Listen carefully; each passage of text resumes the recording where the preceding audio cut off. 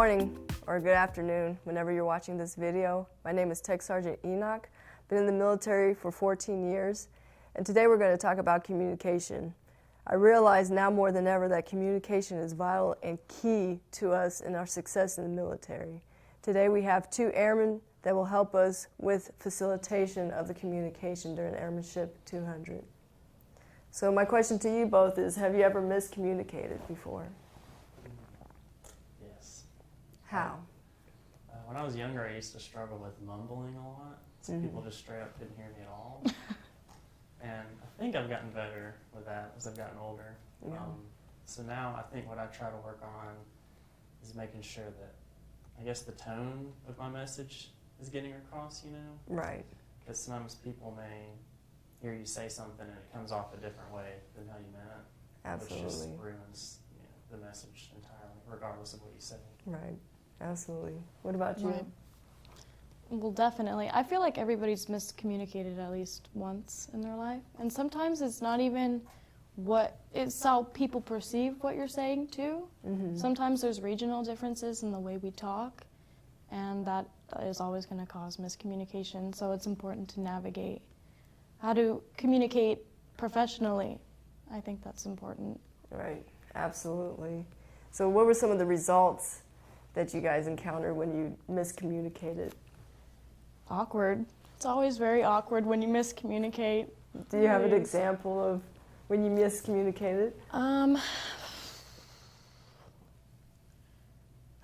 Well, okay. I think a prime example that people do all the time is when you're like at a restaurant and your waiter is like, "Enjoy your meal," and you're like, "You too."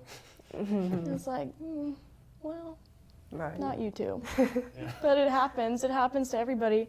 Or like at the movie theater. Enjoy your movie. You too. Right. Absolutely.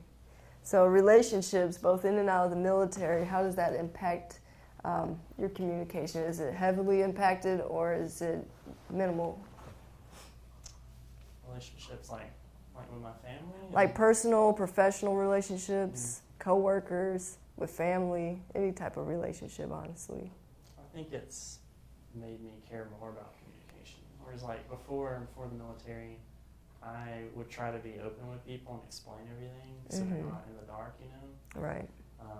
But since I've gotten in the military, I guess it makes me kind of hold myself to a higher standard, so I'm more careful about, like letting my emotions get ahead of me and stuff, you know? Right. Because I want to lead a good example, I want to make the Air Force look good, I want to make America look good, so Absolutely. it has impacted me. Absolutely. Right.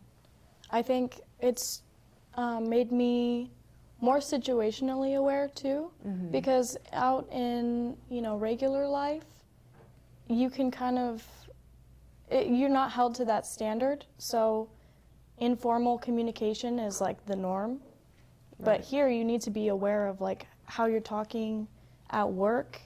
It's not the same way you talk to your friends or your family. Like there's a difference. So Absolutely. Absolutely. So they're absolutely correct. The way you communicate can impact you heavily, whether it be career-wise or personal-wise. So whenever you communicate, you have to step back and think about how you're going to perceive that message or how you're going to have that message sent out. So when they receive it, they don't take it out of context. So as you can see, today we're going to talk about communication to include the different communication styles as well as communication skill sets. So we're going to go over the definition of what communication is. Communication is imparting or exchanging information. All right? So what I want you both to do is pull out your phones real quick. we don't have phones. You don't have your phones? Came straight out the skill. Okay. So if you pulled out your phone, that's one way of communication, right? So what are some other ways of how you can communicate? There's non-verbally with your body language. Mm-hmm. Write a letter, written communication. Right. And then also emails, video calls, chatting through Facebook Messenger, TikTok for all you young cats out there. I don't have a TikTok, so absolutely. So we talked about communication styles, the different type of communication styles. We talked about visual, nonverbal, my apologies, verbal, nonverbal, written, and visual. Those are some type of communication styles that we can have. So what are pros and cons to each of these methods? So we'll go start with verbal. What's the pro and con of verbal communication? I guess you can be more detailed.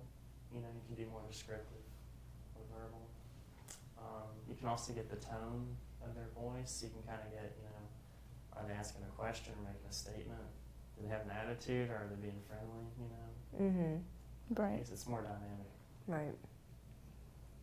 Do you have anything to add on verbal? Well, it can be like a con to verbal communication is that, again, like people can take what you're saying or how you're saying it out of context just because they've never heard the way you talk or, so it can be misconstrued. Right, absolutely. What about some pros and cons of nonverbal communication? Nonverbal communication can be tricky because you can't gauge tone of voice, or it's hard to tell, like, when somebody says something like in a text, Right. how to interpret what they're saying, because you can't really, it's hard to express personality over an email or a text. Right. So when you text, do you want to have it all caps, or do you want to like try to tailor it to how you want to perceive what the text is really saying? Yeah, you have to portray what you're saying professionally. So it's important to use proper grammar. Oh, yes. Proper spelling, proper punctuation. But it's a pro too, because you can always edit what you're saying. You can take your time with what you're saying. Right. Whereas in-person communication, it sometimes can just come out wrong, or Right. You can't really edit what you already said. Yeah. Absolutely. What about written? We talked a little bit about it in the nonverbal, so let's go ahead and expound on the written part of the communication. I guess a pro to written is that you can keep rereading it. So like verbal, you can miss what people say. Like I'm really bad about when I meet people and they tell me their name, Right. I immediately forget it because I'm so nervous. I'm like, oh, I'm gonna tell them my name next. Right. But if it's written, you can go over it over and over and remember it. Make sure you're catching every detail. Right. Absolutely. And then visual is the last one. Some people just receive things better visually than verbally. That's just a person-to-person basis, I can say personally, I retain information better visually. So visual, it can be a pro for people with learning styles like that, for sure. So visually, can you visually yourself communicate? And the pros and cons of visually communicating. So if somebody is talking to you, right, and it's a two-way communication, and then their visual communication, how does that come into factor with pros and cons? So I think of it in terms of like demonstrating something. So if you're trying to learn something hands-on, they actually show you how to do it, like walk through it. That's how I learned. That helps with like language barriers too. Like I had one guy in my BMT flight, and he was from Ghana, and so a lot of times he wouldn't pick up on, I guess, our accents. So we would have to do more kind of visual communication with him to help him keep up. And then visual communication can also mean if I'm talking to you, right, and if I'm talking to you like this, do you think I'm engaged or do you think I care? If I'm visually talking to you like this because of my facial expressions, right? So you got to always be mindful of how you communicate and how your visual perception is, right? Are you going to be lazy and talk like this, or you want to sit up proper, right? In basic training, we sit up proper. They teach us how to sit up proper. They teach us how to visually communicate to other people. So those are the things that we have to take into consideration with the communication styles. So my question to you guys, with all the verbal communication that we were talking about, verbal, non-verbal, written, and visual, what are some pros and cons? So I want you guys to think about that as you're listening on to this conversation. Think about those pros and cons and then apply it to yourself whenever you start communicating with other individuals. So the Air Force, of course, that you know, I'm going to restart this one. All right. The Air Force utilizes different communication styles, as you know. Ever since you became into basic training, the way you talk to your TI, that's part of your communication skills, as well as you coming into being in tech training, whether it's your first day or your last day in tech training, you have your MTLs. Those MTLs verbally talk to you guys verbally communicate with each other. And it could be face-to-face feedback as you go on to your career. You have feedback between you and your supervisor, and that's another way of communication. And we'll bring those 4 skills in that we talked about earlier: verbal, nonverbal, written, and visual. So keep those things in mind when you guys talk about communication. So we have an exercise. If we had more people here, so try to do this. If you guys have a classroom, I want you to try this exercise with each other, the telephone exercise. You whisper something into somebody's ear, and then you pass it along the room, okay?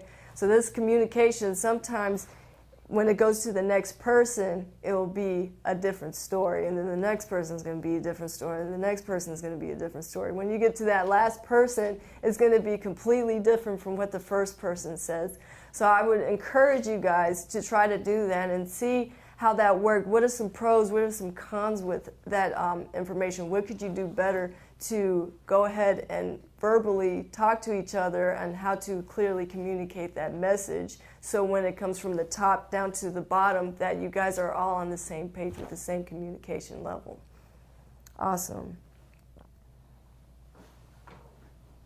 And then as well, senior leadership, they use different means of communication, like the Chief of Staff of the Air Force, the Chief Master Sergeant of the Air Force. They use Facebook Live, they use social media platforms, YouTube. I don't know if they have TikTok, but a lot of people use TikTok, Instagram. Those are different type of communications that we can all use, because we're in different generations, and different generations communicate differently. So use those different attitudes. Also, know your audience when you're using communication. You don't want to talk to older generation and then they don't understand what you're talking about. So whenever you communicate, take a step back, and then when you go into that situation, then you'll be better prepared to communicate with them.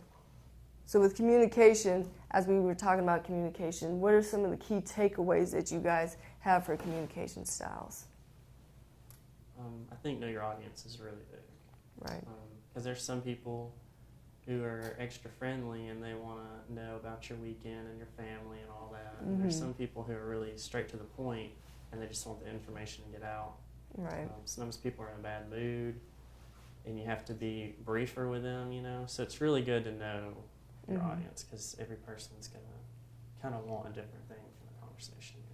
Right, absolutely. I think the most important thing to always keep in mind when you're communicating is just respect. Right. Because that's like an even playing field. As long as you're being respectful and using manners, then, you know, you'll get your message across, and you'll be able to talk to anyone. Right, absolutely, absolutely. So with that being said, we're going to talk about our communication skill set. So what are some skills that we use to effectively communicate with each other? Active listening. It's important to listen to be able to communicate. Eye contact, body language. As long as you show that you're listening, then your communication is going to be more smooth. So let's stretch out the active listening piece. How do you do the active listening? I think the main takeaway is that you will kind of repeat back what they say to you. You know? Right, absolutely. So you don't want to do it in like an unnatural way, where you're like parroting with them. Right. But I think if you have some kind of back and forth, so they know that you're actually listening to what they're saying, absolutely. and also that's going to help you remember what they're saying, because when you say it, it kind of reinforces it too. So both parties are benefiting from it. Absolutely. You don't want to talk about your sad day and then somebody's just like, oh, okay, awesome. Oh, cool. Oh, cool, right? Right? So active listening is very, very important when we talk to people, because when we're active listening, the other party's going to receive it like they really care, they really understand what I'm going through, right? And active listening also doesn't mean you have to say something and repeat it. You can do head nodding and all that type of stuff, because sometimes they just want you to listen. But then towards the end of the conversation, what we would tend to do for active listening, we can repeat at the end of the conversation as well, right? Awesome. What about speaking? Is that another communication skill set that we have? Yeah, I need to work on speaking more clearly, you know, so that's something I'm still working on. Right. Right. Speaking is the part that I think we're always growing and learning from. So. Right. And to be honest, my speaking, you know, when I was younger, it was hard for me to speak to. Even when I became in the military, when I first joined, I was so nervous to speak, and I was like, you know, I was mumbling as well, right? But the more you speak to other people and the more you practice speaking, the more natural it comes to you. So the thing that I like to use is we're always an active learner, right? We're always learning something every single day. So if you have a hard time with speaking, talk to yourself in the mirror, video record yourself, look at it and then say, okay, yeah, I did this wrong. All right, yep, I did this wrong. I need to do better on this. And ask your coworkers and your friends, hey, I got a speech to do. Can you help me do better, or what are some things I need to improve on? So that's always a communication tool too, right? Speaking, talking to other people, we're using our communication skill sets. Observing, what about observing? Like learning from others, how they speak, picking up on, I guess, ways that they use their body language to portray their message. There's a lot of you know, speeches you can find online and learn for people. It's kind of like an art, right? You know, and it doesn't come naturally to everybody. They probably learn from someone else. So I think it's normal. Right. Right. We're all just learning from each other. I think it's important to like balance how much you are, how do I phrase this? It's important to learn how to like watch first before you go and try to do it, because I think you need to learn it first. So. Right. So has anyone ever heard of be that fly on the wall? Have you heard of that? Oh, yeah. What does that mean? Being a fly on the wall. Kind of like you're kind of laying low and paying attention to what other people are doing, you know? Right. Learning from others. Right. Because to be honest, when I go to meetings, especially with like wing leadership, I like to sit in the back. I like to hear what their thoughts and ideas are, right? Communication-wise, I observe what is I observe in the room what they're thinking, what their ideas are. I observe it. So when I take it back and when I try to convey a message to them, I know what they're thinking. I know what's passionate to them. So when I speak to them, I can talk to them on a personal level. So that's when observing comes into play, because you're looking into your room, you're knowing your audience, the things that we talked about earlier, and then when you want to portray a message to them, you can better effectively communicate with them because you understand what their intent is and what their goal is, what their strategic vision is, and that always helps too with observing. And then the final thing is empathizing. How do we empathize for the communication style? What are some things that we can do for empathize, or for what are some things we can do to empathize? I think that's something that doesn't always come naturally to people, but I think that most of the time what people are looking for is just someone that will listen. I think listening is like the most important thing. As long as you show that you're like listening, and like sometimes you can't always relate, but as long as you show that you care, right, and you're stepping up for someone, and even just being like a listening ear, that's all someone is looking for sometimes, and that's so important. Absolutely. I completely agree with that. Do you have any ideas? It helps to put yourself in their shoes, you know, because I mean, we can have completely different backgrounds, like raised in different areas, born at different times, but I mean, everyone has moments of loneliness, sadness, and have moments of joy and excitement and nervousness. I mean, you can find a way to relate to what they're dealing with, and it makes you, I guess, more invested as well, because you kind of see moments that you've struggled just like they are. Right. And it kind of makes the conversation deeper. Right.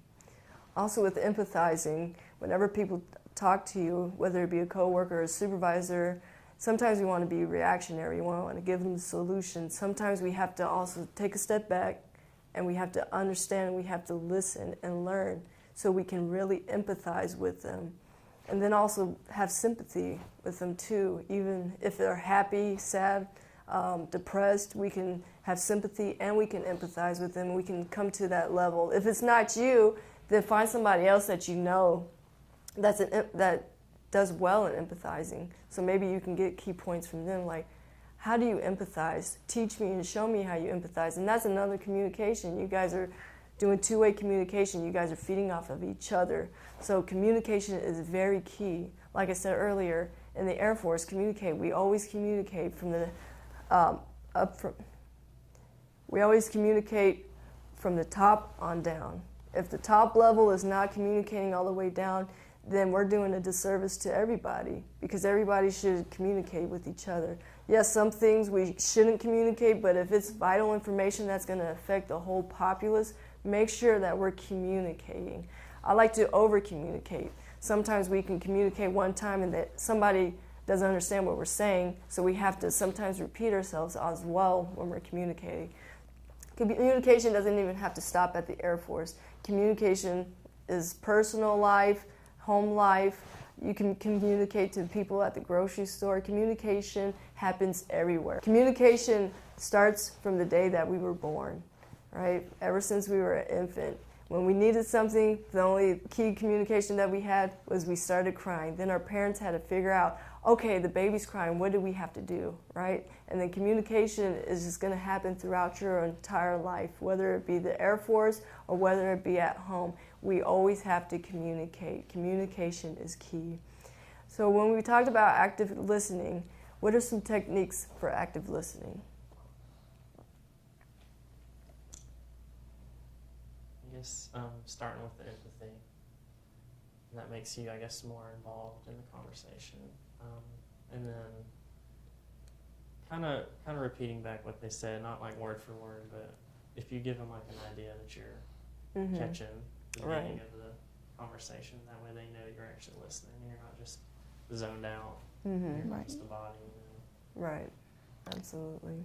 In order to give someone your full attention, like, that shows you're listening, like, you have to maintain eye contact and, you know, like, nod in agreement or actually show that you're listening. All right. To wrap things up, we're going to watch a video about mutual respect. Mutual respect is a part of communication. If we don't respect each other, then we're not effectively communicating. Please watch this video. Once the video is done, we're going to wrap it up and we're going to hit home on communication.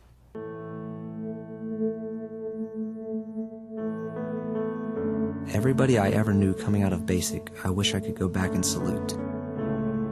We never saluted each other. We were instructed not to. We learned the proper way to salute our superiors. We were taught to salute our flag, but we didn't salute each other because we were equals. Not the same, equals. There was never any rule in the Air Force that said you had to like the person who might one day save your life. But we respected each other. No matter what, you respect each other. There are things you don't do, lines you don't cross, between men and women, officer and enlisted.